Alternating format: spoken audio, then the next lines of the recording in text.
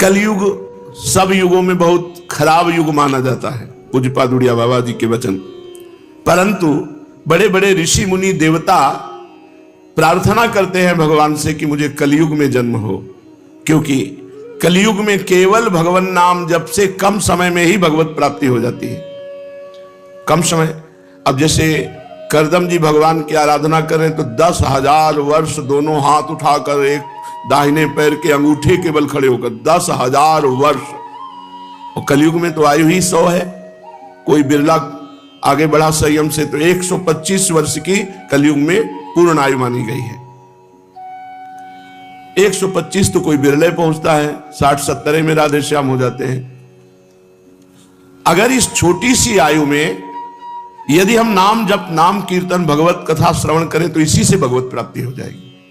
जहां 10-10 हजार वर्ष ऐसे कठोर तपस्या करने पर कहीं भगवान का साक्षात्कार होता था, तो कलयुग में बहुत कम समय पर, कम साधना, कम परिश्रम, नाम जप, नाम कीर्तन से ही भगवत प्राप्ति हो जाती है। बाबा कह रहे हैं जो बड़ी बड़ी यज्ञों के अनुष्ठान से फल प्राप्त होता है वो जप यज्ञ के बराबरी नहीं कर सकता। यज्ञानाम जप यज्ञोस्मि, भगवान कह रहे यज्ञों में सर्वश्रेष्ठ यज्ञ मैं जप यज्ञ हूं। और यज्ञों में तो ये देखना होता है कि यज्ञ करता सर्वांग पुष्ट होना चाहिए, पवित्र होना चाहिए। लेकिन नाम जप में पुरुष नपुंसक नारीवा जीव चराचर कोई, सर्व भाव भज कपट तज मोहि परम प्रिय सोए। कपट का त्याग करके जो भगवान का भजन करते हैं, चाहे जिस भाव से भजन करो, भगवान हमारे पिता हैं, भगवान हमारी माता हैं, भगवान हमारे मित्र हैं, भगवान हमारे पुत्र हैं, भगवान हमारे पति हैं, जिस भाव से चाहो, सर्व भाव भज कपट तज मोहि परम प्रिय सोए। इसलिए चाहे बालक हो, चाहे बूढ़ा हो, चाहे रोगी हो, चाहे स्त्री हो, चाहे कोई भी हो, भगवान नाम सबको परम पद प्रदान करने में समर्थ है। तो कलयुग में भगवान नाम, कलयुग केवल नाम आधारा, सुमिर सुमिर नर उतर ही पारा। मैं अपने अनुभव की बात कहता हूं कि इस कलयुग में भगवान नाम जप और ब्रह्मचर्य, ये दो से सब कुछ प्राप्त हो सकता है।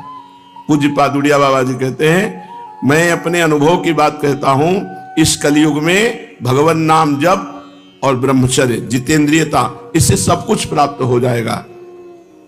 तत्व ज्ञान कलयुग में प्राप्त करना बहुत कठिन है, पर नाम जापक को तत्व ज्ञान भी हो जाएगा। तत्व ज्ञान परम पवित्र हृदय वालों के ही हृदय में स्फुरित होता है, और नाम जप से हृदय परम पवित्र हो जाता है। समस्त पवित्रताओं का स्वरूप है कि संसार का चिंतन न हो, प्रभु का चिंतन हो। आपका हृदय पवित्र हो गया, इसकी पहचान अब संसार का चिंतन नहीं होता, अब प्रभु का चिंतन होता है। सबसे कठिन कार्य है भगवान नाम जप करना। बुद्धि को पवित्र करने वाला, तत्व ज्ञान प्राप्त कराने वाला, भगवत प्रेम प्रदान करने वाला और परम कल्याण करने वाला एकमात्र कलयुग में भगवान नाम है। जो पकड़ पाओ तो पकड़ लो, खूब राधा राधा राधा राधा जपो, इससे तुम्हारा सर्व प्रकार से मंगल हो जाएगा।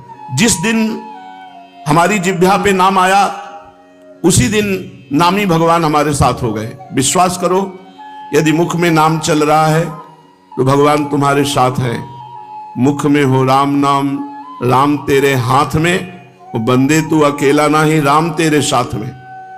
अगर नाम जप कर रहे तो भगवान तुम्हारे हाथ में हो। अखिल कोटि ब्रह्मांड नायक परात्पर प्रभु वश में हो जाते हैं उस नाम जापक के, जो एकमात्र भगवान के नाम का ही आश्रय लिए है।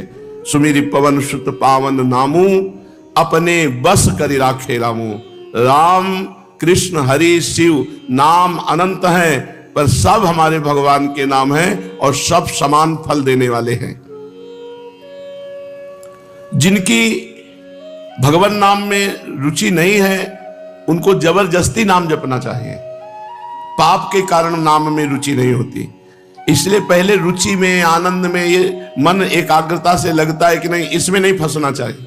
रुचि है कि नहीं है, आनंद मिल रहा है कि नहीं मिल रहा है, एकाग्रता मन की है कि नहीं, ये सब बातें छोड़ो। आपको केवल संख्या पूरी करनी है।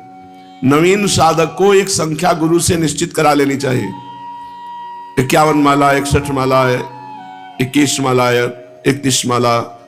अब आपको केवल वो नौकरी पूरी करनी है, मुझे 31 माला पूरी करनी है, बस आनंद आवे ना आवे, मन लगे ना लगे, रुचि हो ना हो, अब हमको आज्ञा पालन करनी। तो आप कुछ दिन में देखेंगे नाम भगवान आपकी अरुचि को नष्ट कर देंगे, चंचलता को नष्ट कर देंगे, आपका मन एकाग्र होने लगेगा, नाम में रुचि आने लगेगी, और नाम में रुचि मन एकाग्र तो आनंद अपने आप आने लगेगा। अभ्यास करने वालों को नींद बहुत सताती है, ऐसे चाहे नींद ना आवे, लेकिन जहां जप में बैठोगे तहां जमुआई आने लगेगी, नींद आने लगेगी, चूक गए तो नींद में पहुंच गए। इस निद्रा रूपी दोष को जड़ से उखाड़ देना है, बाबा कह रहे हैं। ये तभी हो सकती जब भरपूर नींद लो। 5 घंटे सो, 24 घंटे में 5 घंटे बहुत ज्यादा हो जाते हैं। 6 घंटे 7 घंटे बहुत श्रम करने वाले के लिए, इसके ऊपर तो प्रमादी है, निंदनीय है जो 6-7 घंटे के ऊपर सोता है। ये 6-7 घंटे उनकी बात है जो बहुत परिश्रम करते हैं, दिन भर लगे रहते हैं। साधक को 5 घंटे पर्याप्त है, 5 से 5.5 घंटे नहीं होना चाहिए। अच्छे साधक तो 3 घंटे में अपना समय पूरा कर लेते हैं नींद का। जो नींद को समय दिया उसके अलावा फिर नींद को समय मत दीजिए, उससे लड़िए। नींद से लड़ा जाता है। अब ऐसा नहीं कि नींद हमें परास्त कर, नहीं, हम भगवान के अंश हैं, हम में अपार शक्ति है, हम जैसे चाहें वैसे इस नींद को लें। इससे लड़ा गया है नींद से, तो हमें सोने में अरुचि है। जैसे किसी को होता है ना कि आराम से लेटे, हमें नहीं, हमें एक अरुचि सी है। अगर लेटे भी तो चतुरासी जी निज मंत्र, बस उसी में मन को लगाने की चेष्टा। जो भगवान में चित्त को जोड़े हुए हैं उनको साधारण शरीरधारियों की तरह ट्रीटमेंट नहीं किया जाता है। उनका अलग, तुम्हारी दवा अलग चलेगी, उनकी दवा अलग चल रही, राधा राधा राधा राधा। ये दवा सब दवाओं के ऊपर है। धन्वंतरी जी ने आयुर्वेद का शोध करके निकाला कि अच्युत कृष्ण गोविंद नाम में जो रोग निवारण की सामर्थ्य वो किसी औषधि में सामर्थ्य नहीं है। तो यदि हम अभ्यास करें तो रोग में भी, शोक में भी, समस्या में भी, विपत्ति में भी, हर परिस्थिति में नाम जप के द्वारा हम विजय प्राप्त कर सकते हैं। नाम जप नहीं तो माना शरीर उतना आपका चेष्टाहीन दिखाई देगा जब रोग का प्रभाव होगा, लेकिन आपकी चित्त वृत्ति चेष्टाहीन नहीं होगी, वो भगवत चिंतन परायण होगी। यही खास बात है। अगर चित्त चोर में लगा हुआ है तो फिर क्या परेशानी, और चित्त शरीर में लगा हुआ है तो स्वस्थ होते हुए भी जलते रहते हैं। भोग वासना, नाना प्रकार की कामना उनको सताती रहती है। प्रतिज्ञा करना चाहिए कि नाम जप के समय मुझे नींद नहीं लेनी। बड़ी मुश्किल से तो भगवान की कृपा से जप करने का अवसर मिलता है, और उसमें भी झटके मारोगे, सोओगे तो फिर कैसे बात चलेगी। सीधी मेरुदंड रहे, अभ्यास कर लो, सब बात बन जाएगी। जीवन में कभी कोई सुविधा स्वीकार नहीं की, कभी सुख स्वीकार नहीं किया, जीवन में नहीं स्वीकार किया। वह भी है भगवान की कृपा से, जितना जैसे चलता है वैसे। आज भी गीजर से नहीं नहाते, ठंडे पानी से। गंगा का नहाया हुआ शरीर है तो गीजर पीजर सुहाता थोड़ी है। शरीर सुख का इतना लालच बढ़ गया है। शरीर को एक जड़ वस्तु है, इसको बहुत सुंदर सुंदर साधनों में लगाइए, इसको जैसे चाहो वैसे रख लो, से ज्यादा इसको सुविधा मत दो, सुविधा मत दो। जब नींद पर कब्जे की बात आती है, जैसे सोते थे ना तो कंबल से डर लगता था, डर ये हमको नींद में सुला देगा, कभी कंबल नहीं ओढ़े। पीछे के जीवन में अब कहां गंगा किनारे कंबल लिए घूमेंगे क्या, ऐसे नीचे का चला उतारा ओढ़ लिया। 2-3 घंटे जो बेहोशी रही, फिर मंत्र चल रहा है। अपने जीवन को भगवदानंद में अब मार, इतनी मोटे मोटे गद्दे, इतनी मोटी रजाई, और उसमें भजन होगा तुम्हारा। लेटते ही विषय चिंतन होगा। भजन तो होता है कुशासन में लेट के देखो, एक कुशासन यहाँ हितधाम में, ऊपर मार्किन, बस कुशासन में लेट के देखो, विषय चिंतन थोड़ी होगा, भगवत चिंतन होगा। हर वस्तु का अपना प्रभाव है। अब ऐसे ऐसे गद्दा चले हैं, इतने मोटे मोटे गद्दा, साधक तकिया और गद्दा और रजाई, साधक बिल्कुल विपरीत बात है। एक चटाई, बहुत वो झीना कंबल और हाथ की तकिया, आधा घंटे 2 घंटे 2.5 घंटे विश्राम, बैठ करके भजन। भजन के लिए जीवन एक अलग होता है भैया।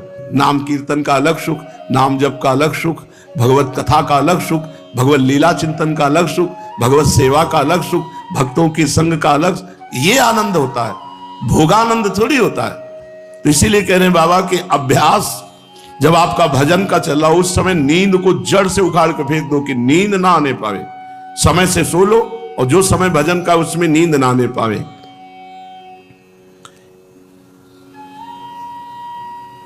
जोई नाम से ही कृष्ण भज निष्ठा करी, नामेर सहित आछे आपन श्री हरि। जो भगवान का नाम है वही कृष्ण साक्षात है। ये बाद में नाम जपते रहो, तुम खुद अनुभव कर लोगे कि कृष्ण नाम साक्षात कृष्ण है, राधा नाम साक्षात राधा किशोरी जी है।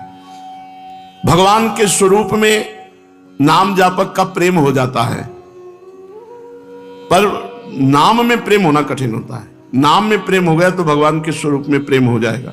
बहुत महिमा नाम की है। और सही पूछो, माया ऐसे प्रपंच फैला देती है धार्मिक साधनों की कि नाम में रुचि पैदा करने का समय ही नहीं रह जाता। बोले अमुक कार्य है, अमुक धर्मानुष्ठान है, बस वो एक बाहरी बातों में, नाम जप में नहीं। सच्ची कहते हैं लाखों में कोई एक होगा जो नाम जप का नियम लिए होगा। लाखों साधन करने वालों में कोई एक होगा जो नाम जप का नियम लिए होगा। नहीं, ऐसे ही समय बहता चला जा रहा है काल के प्रवाह में। ये करना है, वो करना है, ऐसा है, उस संगोष्ठी में जाना है, वहां ये कार्य कर। नाम जप अंदर से निरंतर चिंतन बहुत कठिन बात है। जब तक नाम जप में रुचि नहीं होगी तो भगवान के स्वरूप में प्रेम नहीं होगा। अपना यश कीर्ति प्रभाव इस पर चिंतन होता है। जिसने बहुत दिन तक गुरु की सेवा नहीं की उसे नाम में प्रेम नहीं हो सकता। असली में गुरु भक्त के ही हृदय में नाम प्रेम जागृत होता है। जिसने बहुत समय तक गुरु सेवा की हो तो उसे नाम प्रेम प्राप्त हो जाएगा और नाम से भगवान के स्वरूप की अनुभूति हो जाती है। नाम का स्मरण प्रेममय कर देता है। नाम का स्मरण किए बिना रहा न जाए, यही खास बात है। जब इष्ट नाम में प्रेम हो जाता है तो नाम लेने के साथ साथ आंसू बहने लगते हैं और एक बेहोशी सी आने लगती है। जब आंसू आने लगे और बेहोशी आने लगे नाम जप में, नाम जप का ही केवल होश रह गया और सब बेहोशी, तो समझना चाहिए अब नाम का नशा चढ़ रहा है। जैसे भगवान का भक्त स्मरण करता है, ऐसे भक्त का भगवान भजन करते हैं, भगवान स्मरण करते हैं। देखो, एक और श्री किशोरी जो कृष्ण कृष्ण कृष्ण, तो दूसरी ओर श्री कृष्ण राधा राधा राधा, ऐसा रखते हैं। पूज्य बाबा कह रहे हैं इससे निश्चय होता है कि यदि आप भगवान का स्मरण करेंगे तो भगवान आपका स्मरण करेंगे। और जब बिसरी हो ना बिसारी हो, ये स्थिति आ गई तो अब दूसरे की कोई बात ही नहीं रह गई, केवल भगवदानंद। चलते हैं श्रीमद् भागवत महापुराण। प्रसंग चल रहा है मिथिलाधिपति विदेहराज जनक जी महाराज नौ योगीश्वरों से प्रश्न करते हैं। यानी यानी कर्माणि यैर्यैः स्वच्छंद जन्म भी चक्रे करोति कर्ता वा हरिस्तानि ब्रुवन्तु नः।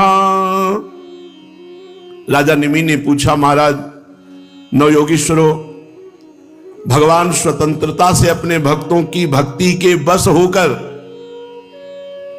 अपने भक्तों की भक्ति के बस होकर अनेकों प्रकार के अवतार ग्रहण करते हैं, अनेकों लीलाएं करते हैं। आप लोग कृपा करके भगवान की उन लीलाओं का वर्णन कीजिए जो वे अब तक कर चुके हैं, कर रहे हैं या आगे करेंगे।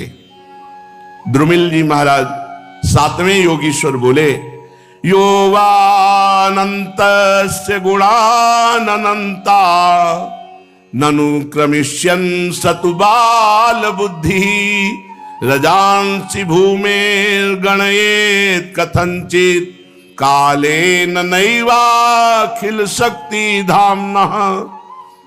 महाराज विदेहराज भगवान अनंत हैं और भगवान के गुण भी अनंत हैं। जो ये सोचता है कि मैं भगवान के गुणों का पार पा जाऊंगा, या वो मूर्ख है या बाल बुद्धि, वो अभी बालक बुद्धि है। यह तो संभव है कि कोई किसी प्रकार से पृथ्वी के धूल कणों को गिन ले, असंभव है पर ऐसा हो सकता है, कोई कर ले। भला धूल कणों को कैसे कोई गिन सकता है? परंतु समस्त शक्तियों के आश्रय भगवान के अनंत गुणों का कोई कभी भी किसी भी प्रकार से पार नहीं पा सकता। भगवान ने अपने आप को पृथ्वी के रूप में, देखो पृथ्वी भी भगवान बने, जल भी भगवान बने, अग्नि भी भगवान बने, वायु भी भगवान बने, आकाश भी भगवान है। सबसे पहले भगवान ने अपने को इन 5 भूतों के रूप में रचा और अपने आप से अपने आप में सृष्टि की है, किसी दूसरे की नहीं। ये आप स्वयं ही बने हुए हैं, पृथ्वी, जल, अग्नि, वायु, आकाश। जब इनके द्वारा विराट शरीर ब्रह्मांड का निर्माण करके उसमें लीला से प्रभु अंतर्यामी रूप से प्रवेश करते हैं, भोक्ता रूप से नहीं, क्योंकि भोक्ता तो अपने पुण्यों के फलस्वरूप देहाभिमानी जीव कहा जाता है। तो जो अंतर्यामी रूप से प्रभु विराजमान रहते हैं उनको नारायण कहते हैं। वो आदिदेव नारायण पुरुष नाम से, यही भगवान का पहला अवतार है। भगवान पंचभूतों के रूप में, फिर उनमें लीला से अपने अंश अंतर्यामी रूप से प्रवेश करते हैं, उन्हें आदिदेव नारायण को पुरुष कहते हैं। यही भगवान का पहला पुरुषावतार है। उन्हीं के इस विराट ब्रह्मांड शरीर में तीनों लोक स्थित है। उन्हीं की इंद्रियों से समस्त देहधारियों की ज्ञानेंद्रियां और कर्मेंद्रियां बनी हैं। ये ज्ञानेंद्रियां और कर्मेंद्रियां भगवान की ही शक्ति से बनी हैं। उनके स्वरूप से ही स्वतः सिद्ध ज्ञान का संचार होता है। भगवान के श्वास प्रश्वास से समस्त शरीरों में बल आता है। इंद्रियों में इंद्रिय शक्ति, ओज और कर्म करने की शक्ति प्राप्त होती है। उन्हीं सत्वादि गुणों के संसार की स्थिति, उत्पत्ति और प्रलय करने वाले जो विराट शरीर के शरीरी हैं, वे ही आदिकर्ता भगवान नारायण हैं। पहले पहले जगत की उत्पत्ति के लिए भगवान ने रजोगुण के अंश को स्वीकार करते हुए ब्रह्मा रूप में भगवान प्रकट हुए। वे आदि पुरुष ही संसार की स्थिति के लिए अपने सत्वांश से भगवान यज्ञपति विष्णु के रूप में प्रकट हुए। वे ही तमोगुण के अंश से जगत का संहार करने के लिए भगवान रुद्र महादेव के रूप में प्रकट हुए। इस प्रकार रजोगुण ब्रह्मा, शतोगुण विष्णु और तमोगुण भगवान रुद्र, भगवान शंकर, इस प्रकार जगत की उत्पत्ति ब्रह्मा, पालन भगवान हरि और संहार भगवान शिव, ये भगवान ने रूप धारण किए। दक्ष प्रजापति की एक कन्या का नाम था मूर्ति। वह धर्म की पत्नी थी। भगवान धर्म ने मूर्ति के गर्भ से 2 पुत्र प्रकट किए, जिनका नाम नर और नारायण हुआ। ये साक्षात भगवान के अवतार हैं, नर नारायण। नर नारायण भगवान ने आत्म तत्व का साक्षात्कार कराने वाले भगवद आराधन रूप कर्म का उपदेश किया, जो वास्तव में कर्म बंधन से छुड़ाने वाला और निष्कर्म स्थिति को प्राप्त कराने वाला है। भगवान नर नारायण ने स्वयं भी वैसे ही कर्म का अनुष्ठान किया। बड़े बड़े ऋषि मुनि भगवान नर नारायण के चरण कमलों की सेवा करते रहते हैं। आज भी भगवान नर नारायण बद्रिका आश्रम में विराजमान है। जब भगवान नर नारायण घोर तपस्या में संलग्न हुए तो मेरा धाम छीनना चाहते हैं, ऐसे इंद्र के अंदर भय की कल्पना हुई। जब कोई अधिक तपस्यावान होता है तो इंद्र भयभीत हो जाते, कहीं मेरा इंद्रासन ये छीन न ले, इसलिए तुरंत उसको भ्रष्ट करने की चेष्टा करते, तपस्या से नष्ट करने की चेष्टा करते। इंद्र ने ऐसी ही आशंका भगवान नर नारायण के ऊपर भी कर ली। तो सुंदर अप्सरा, बसंत ऋतु, मलय मारुत दल बल के साथ कामदेव को आज्ञा करी कि जाके भगवान नर नारायण की तपस्या में विघ्न डाल दो। कामदेव को भगवान नर नारायण की महिमा का ज्ञान न था, इसलिए वह अप्सरागण बसंत मंद सुगंध वायु के साथ बद्रिका आश्रम में जाकर के वहां अपना प्रभाव फैला दिया। जहां नर नारायण भगवान तपस्या कर रहे थे, शीतल मंद सुगंध वायु चलने लगी। ऋतु में बसंत सर्वश्रेष्ठ, हर वृक्ष आकर्षणकारी पुष्पों से खिल गया और वो जो दिव्य वारांगनाएं, देवियां हैं, अप्सराएं हैं, वो अपने हाव भाव नृत्य सब प्रकट कर दिए।